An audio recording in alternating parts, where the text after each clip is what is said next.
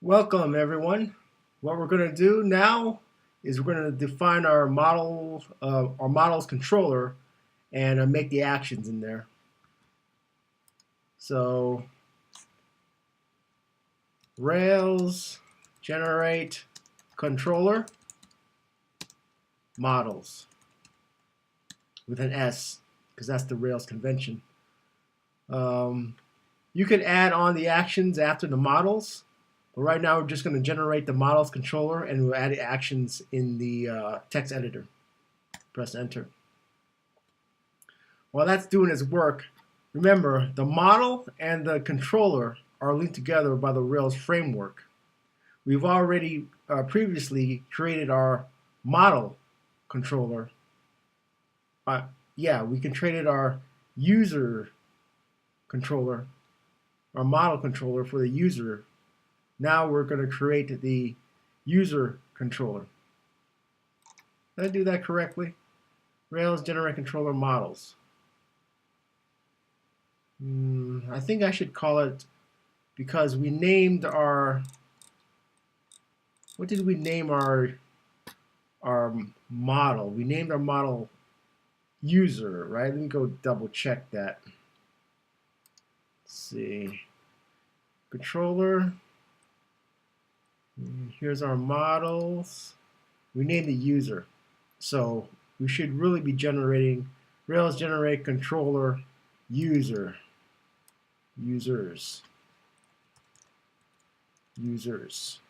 Yeah, that's the correct one.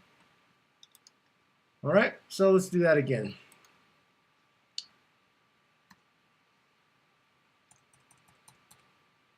USERS. Press enter. All right, so let's go in there and see what it created. It created our users controller for us that is going to be linked together with the user model. The user controller linked together by the user model, linked together by the Rails framework. All right, so let's go into the users controller. Right now it doesn't have any actions. Remember previously, in the previous video, we created a UFOs controller that was just used to get our pages. The same thing applies, copy, to our user controller. Our user controller is not going to be used to get pages or to get pages. The user's controller is to be used to help us access the database. The model is actually the one that talks to the database. The user model actually talks to the database, but the actions are inside the user's controller. Control V. All right, and the first action we're going to define is a new user, and the second action we're going to define is we're going to create the user. Because remember, this all stems from the user of our database putting in his name and his email in the name and email field. And these are the two actions that we're going to create. Okay. We'll actually implement some of the actions later on, but just know that these are the two actions that we're going to create.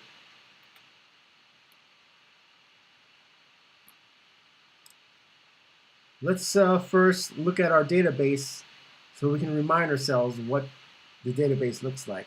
This time we'll do it a little different because we're actually going to change the database itself.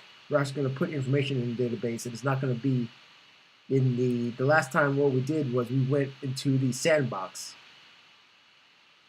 to manipulate the database, but we're actually going to go in the database itself.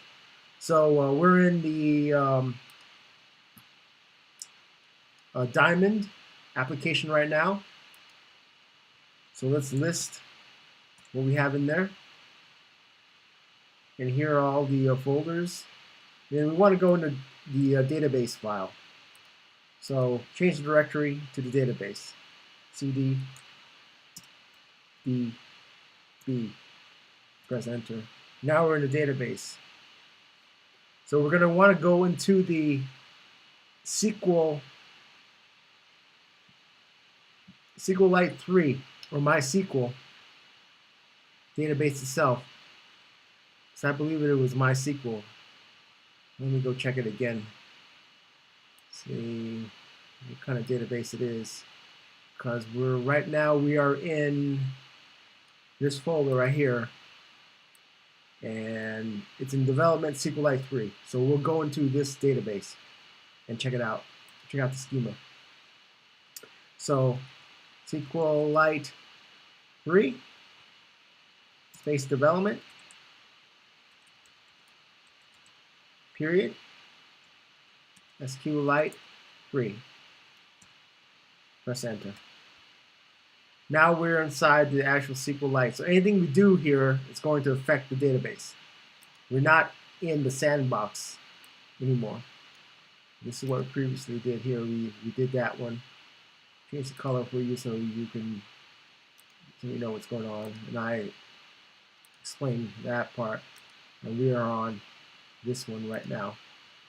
Right now, we want to see what's in our database, and that's called the database schema. Previously, we put the schema up in the model by using the annotate gem, which was in another video. But we're going to actually see the schema inside the actual database, SQLite 3 database itself. So we type in period schema, and now show us our schema. Period, in this case, EMA, schema. Let's enter. And this shows us what's in our database. Make this a little small so you can see. And all I did was hit command minus to make it smaller, and command or control or Apple key or whatever that thing is, different keyboards, plus to make it bigger. Apple key control to make it smaller. That's all I did right there. Okay. So this is the schema. We type period schema, and it shows us the schema, which is a fancy term for just showing us what's in the database. Of course, we have our ID field, which is automatically generated by Ruby. It's a number, which just means it's integer. Integer is a number as a primary key. Auto increment just means that it just automatically goes 1, 2, 3, 4, 5 when a person adds a field in the database. And not null means that it cannot be empty. And here's our name field. Varchar character is 200 and 255, which is kind of large. Maybe we'll change that later on. And the email field is varchar character, which just means that it's going to be a string. It's also pretty large. These were automatically generated by Rails. We can change these to 20, or I don't think anybody's name is longer than 20 characters. And here's our automatically generated, created at our date time, also cannot be blank.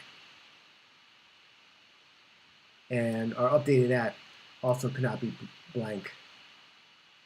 All right. So that was the schema. And one final thing before we leave this video, because I'm running out of time. I want to make these videos less than 10 minutes each. We'll do the quit, how to quit out of the database, so you know how to get back to your command prompt. The quit is simply period, QUIT. All right. So let's get out of the command prompt, and then we'll start making the form and the page that we can actually put some information into this database. But this was just a reminder of what we had in our databases and what the two fields that we need to worry about, which is name and email. So let's quit. Oh, forgot the period. Period, QUIT. And there, we're back. And to go back into the because right now we're in the database. We want to go down one more because we're here. We're in the database, and we want to be in diamond. We want to be in the diamond folder. So to do that, to go down, go change directory, cd period, enter. And now we're in diamond. Just little extra tips to go in your terminal window. All right. Thank you very much for watching, and I'll see you in the next video. Bye bye.